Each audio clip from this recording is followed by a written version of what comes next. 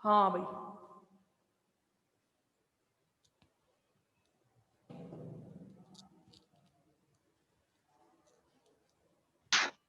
आ गया। ये इक्वेशन गैसों का अणुगति इक्वेशन कहलाता है। कोई डाउट है? आ गया समझ में? मेरे साथ के साथ ये इक्वेशंस नोट भी करिएगा आप लोग, कहीं ऐसा नहीं हो कि मैथमेटिकल फॉर्म्स रह ही जाएं। ऐसी गलती ना कीजिए, क्योंकि ऐसी गलती करने का मतलब ये है कि आप फिजिकल केमिस्ट्री फिर नहीं पढ़ रहे हो ढंग से, क्योंकि यही तो यूनिट है जिसमें डेरिवेशंस हैं, बाकी और कहीं डेरिवेशन पढ़े नहीं आपने। एक 5th यूनिट में हो रही है, किस यूनिट में? ठीक है, आया या नहीं आया पहले तो मुझे ये बताओ। अच्छे से समझ में आ गया? आया या नहीं आया बता दो मुझे रिप्लाई, जब तक मैं नया टॉपिक जिसका नाम है आदर्श व्यवहार से विचलन। कम से कम 1 से 2 बार कॉपी में लिखकर देखना पड़ेगा। आपको पीडीएफ मिल जाए और उसके बाद आप सिर्फ पीडीएफ से पढ़ लें, ये आपकी सबसे बड़ी मिस्टेक रहेगी, ध्यान रखना। ठीक है, पीडीएफ से नहीं पढ़ना है भाई, फिजिकल है लिख लेना।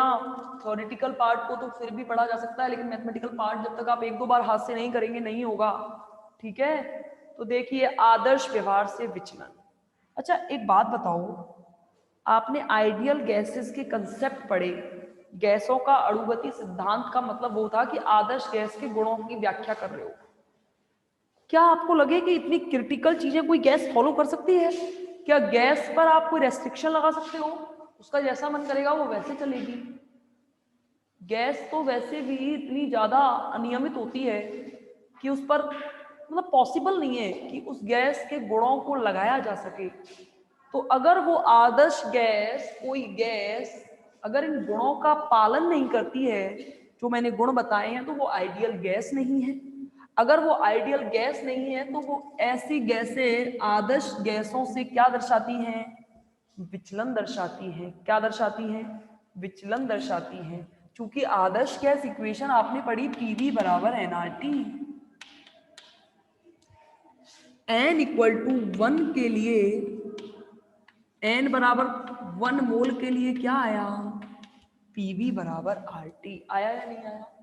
आया या नहीं आया? पीवी बराबर आरटी। देखो भाई, एमे गेट एक बड़े ही फेमस वैज्ञानिक हुए। ये बड़े ही फेमस वैज्ञानिक है, इन्होंने बहुत सारी चीजें हमें आदर्श गैसों के बारे में बताई हैं। एमे गेट ने पीवी अपॉन आरटी एक गुणांक दिया, ये जेड, इसे संपीड्यता गुणांक कहते हैं। बहुत इंपॉर्टेंट है।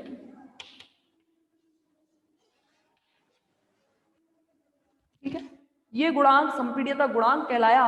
इन्होंने 3 कंडीशन मानी। केस फर्स्ट में माना अगर जेड बराबर 1 होगा तो ये इक्वेशन कैसी होगी? पीवी बराबर आरटी जैसी होगी या नहीं होगी? यानी कि ऐसी गैसें कैसी होंगी? आदर्श गैसें होंगी। कैसी होंगी? आदर्श गैसें। सोचो अगर जेड इज लेस देन 1 है, देन क्या होगा? PV upon RT is less than 1। आपको पता होगा ये इनइक्वालिटी अपॉन में हो तो चेंज हो जाती है, यानी कि ये पीवी की तरफ जो लेस देन आ रहा है, पीवी की जगह अगर लेस देन आ रहा है तो ये ऐसे हो जाएगा। समझ गए? इनइक्वालिटी चेंज हो जाती है। अगर अपॉन की कोई चीज को इधर लेके जाना है, अपॉन की कोई चीज को इधर लेके जाना है, तो जिधर इसका मुंह है उधर से इधर की तरफ चेंज हो जाती है। यानी कि ध्यान रखना, ऐसे जो जेड इज लेस देन 1 के लिए ऐसी गैसों की संपीड्यता जो होगी वो होगी अधिक। संपीड्यता का मतलब समझ लो, संपीड्यता का मतलब होता है किसी गैस को कितना आप संपीड़ित कर सकते हो, किसी गैस को कितना दबाकर छोटा किया जा सकता है। अगर जेड इज लेस देन 1 है, देन संपीड्यता कैसी होगी? अधिक होगी। और last, if Z is greater than 1, then 1 is greater than PV upon RT.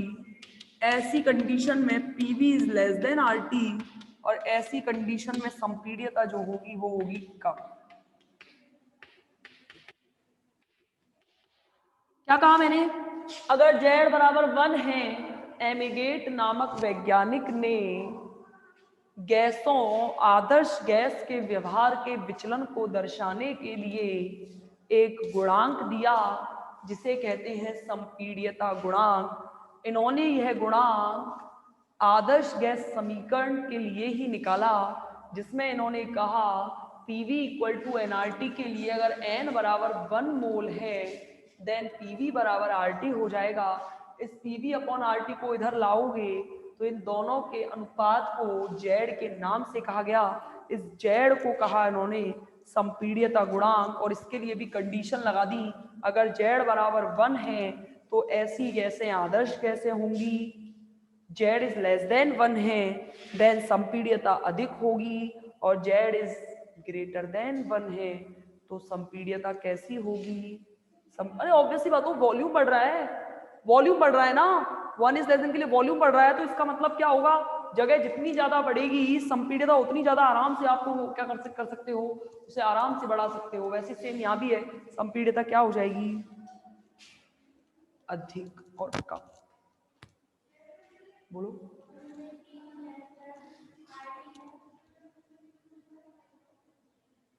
PV less than RT, हाँ तो बताओ तो क्या हुआ मनीष? ये एक बार चेक करना है ना, ये ऐसे रहेगा ना कि कोई और चेंज होगा? मुझे भी याद नहीं है, मेरे हिसाब से तो मेरे को जाता है, मैंने मैथमेटिक्स पढ़ी है, उसके अंदर तो ये ऐसे ही होता है, इनइक्वालिटी चेंज हो जाती है। कहीं ऐसा तो नहीं है कि इनइक्वालिटी चेंज नहीं होती? आप तो मैथ के हो ना, और 12th अभी पढ़ के आए हो, पता है कि नहीं पता? ये ग्रेटर देन ही रहेगा ना, ये लेस देन तो नहीं होगा? बताओ, आप पर भरोसा करूं या मेरी बातों पे? बताओ, बोलना पड़ेगा एक बार चैट, बताओ सही किया है मैंने ये?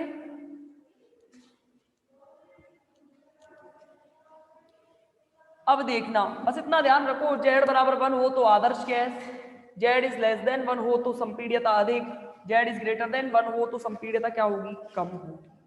तो देखो भाई, एमिगेट बड़े फेमस वैज्ञानिक थे, इन्होंने बनाए ग्राफ, विभिन्न गैसों में इन्होंने Z तथा P के मध्य, Z तथा P यानी कि संपीड्यता गुणांक और दाबों के मध्य क्या बनाए, कुछ ग्राफ बनाए। उन ग्राफों के बारे में हमें अध्ययन करना है।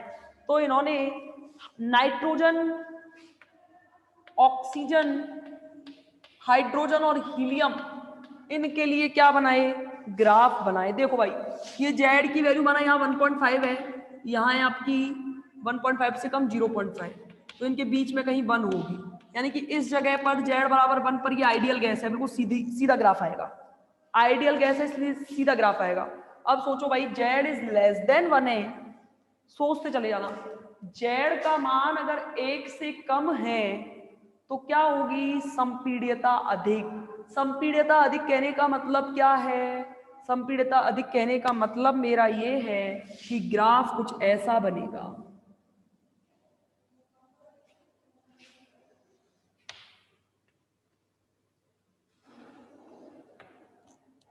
ये जो है, ये तो है ऑक्सीजन के लिए, ये है नाइट्रोजन के लिए, और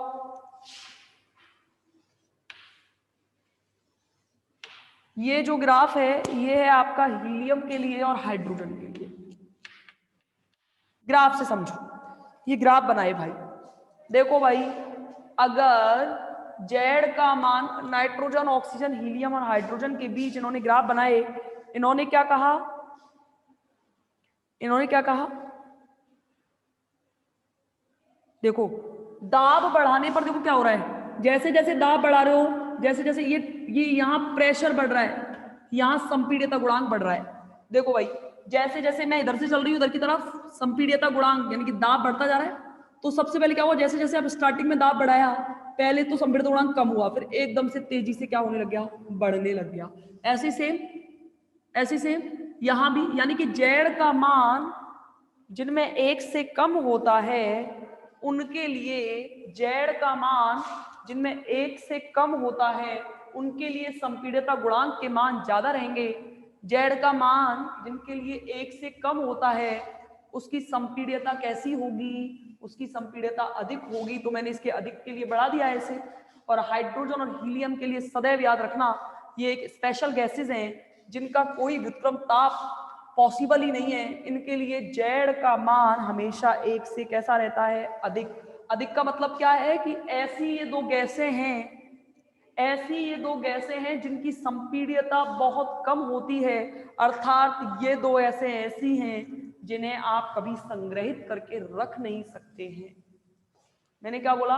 अरे संपीड़ित का मतलब क्या है? किसी गैस को बिल्कुल सिकोड़ के रख दिया तो अधिकता, और अगर किसी गैस को फैले में छोड़ दिया तो संपीड़ितता क्या होगी? कम होगी।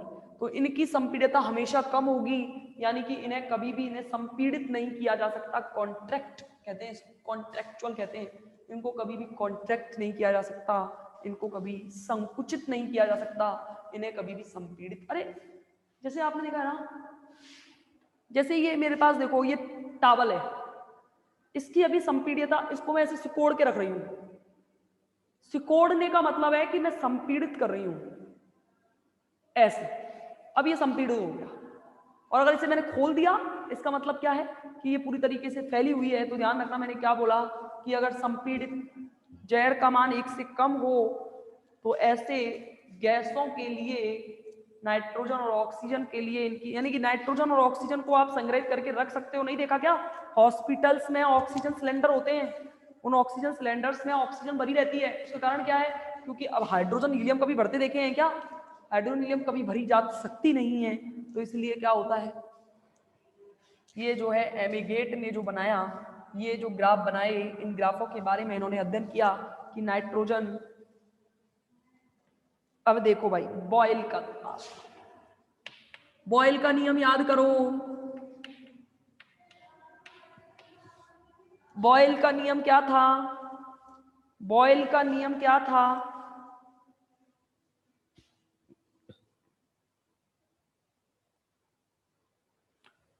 वह ताप जिस पर कोई गैस, वह ताप, अरे बॉयल का नियम क्या था? बॉयल का नियम यही तो था कि स्थिर ताप पर जो आयतन होता है, सॉरी, जो दाब होता है वो आयतन के व्युत्क्रमानुपाती होता है। यही तो था बॉयल का नियम, याद रखो। स्थिर ताप पर, स्थिर ताप पर जो दाब होता है वो आयतन के क्या होता है? समानुपाती। इस चिन्ह को हटाया था तो याद होगा, P बराबर, यहां पे मैंने माना N है, ये N/V, ये PV इधर जाएगा तो PV बराबर कांस्टेंट आएगा कि नहीं आएगा? आएगा कि नहीं आएगा? यानी कि वह ताप जिस पर कोई गैस इस समीकरण को फॉलो करती है, PV बराबर कांस्टेंट को, इस ताप को कहते हैं बॉयल का ताप। क्या कहते हैं इस ताप को? बॉयल का ताप। आया समझ में? वह ताप जिस पर, आ गया समझ में? वह ताप जिस पर कोई गैस बॉयल के इस इक्वेशन को फॉलो करती है, वो इक्वेशन क्या कहलाती है? क्या कहलाती है? क्या कहलाती है? हाइड्रोजन और हीलियम के लिए इन्होंने बॉयल के ताप को बहुत अच्छे से डिस्क्राइब किया है, तो उसके बारे में मैं कल बताऊंगी, क्योंकि उसके बारे में डिस्क्रिप्शन बहुत लंबा हो जाएगा। मतलब 15-20 मिनट की क्लास रहेगी स्टार्टिंग में, जिसमें हम बॉयल के ताप के ग्राफ्स बनाना सीखेंगे कि क्या ग्राफ होगा, कैसे हाइड्रोजन और हीलियम के लिए इन्होंने इसे डिस्क्राइब किया है, क्या कहा है, किस लिए कहा है, इसके बारे में हम क्या करते हैं, हम बात करते। ध्यान रखना, हाइड्रोजन और हीलियम के लिए बॉयल ताप बहुत इंपॉर्टेंट है। यानी कि ऐसी गैसें जिनका खुद का कोई विक्रम ताप नहीं होता, ऐसी गैसों का होता है बॉयल ताप। बॉयल ताप कौन सा होता है? वह ताप जिस पर कोई गैस इस समीकरण को फॉलो करेगी, वह ताप कौन सा ताप कहलाता है? बॉयल ताप कहलाता है। यानी कि दाब एवं आयतन का जो गुणनफल है वो एक नियत संख्या रहनी चाहिए। जो मैंने कैसे बताया कि जो दाब होता है वो आयतन के व्युत्क्रमानुपाती होता है, लेकिन किस पर? स्थिर ताप पर। स्थिर ताप पर दाब आयतन के व्युत्क्रमानुपाती। इस आयतन समानुपाती के चिन्ह को हटाओगे तो बराबर आना है, बराबर आना है तो एक कांस्टेंट आएगा। इस v को इधर लेके जाओगे तो pv बराबर क्या आ जाएगा? कांस्टेंट। ये इक्वेशन जो होती है ये कहलाती है आपकी क्या? बॉयल इक्वेशन, जिसे कहते हैं आप बॉयल ताप। ठीक है। तो इसके बारे में यानी कि कल चर्चा करूंगी मैं कि हम कैसे इसका ग्राफ बनाएंगे और कैसे ग्राफों के बारे में अध्ययन करेंगे। फिर हम पढ़ेंगे कि आखिर क्या कारण है कि ये गैसें आदर्श गैस से विचलन दिखाती हैं, क्यों ऐसा हुआ कि आइडियल गैसेस से विचलन दिखा पाएंगी ये, तो इसके बारे में चर्चा करेंगे कल की क्लास में। आदर्श गैस से विचलन का कारण, फिर पढ़ेंगे वान डेर वाल्स समीकरण। वान डेर वाल्स समीकरण में हम पढ़ेंगे ताप दाब संशोधन, फिर उनकी बात पढ़ेंगे हम इसके जो नियतांक होंगे वान डेर वाल्स समीकरण के अंदर, तो उन नियतांक के बारे में हम अध्ययन करेंगे, उनकी इकाइयां निकालेंगे, units of van der Waals equations constant. Van der Waals समीकरण के इक्वेशन में जो भी कांस्टेंट है उनकी सारी इकाइयां निकालेंगे, और इन इकाइयों को निकालने के बाद और कुछ 4-5 टॉपिक आपके और बचेंगे। क्रांतिक परिघटनाएं हैं और भी बहुत है, समतापी वक्र बनाना है, फिर लास्ट में आणविक वेगों के प्रकार, और उन आणविक वेगों के प्रकार के बाद में ये यूनिट आपकी खत्म हो जाएगी। फिर लास्ट यूनिट बचेगी लिक्विड स्टेट के बारे में हम चर्चा करेंगे। ठीक है, कल मिलते हैं। और पीडीएफ को मैं सबसे एक बार और बोल जाऊंगी, आज जब जाते टाइम सर भिजवा देंगे। ठीक है, और ध्यान रखना उन्हीं को पीडीएफ मिलेगी जो क्लास ले रहे हैं, जो क्लास नहीं ले रहे उनको पीडीएफ कोई भी नहीं मिलेगी। ठीक है।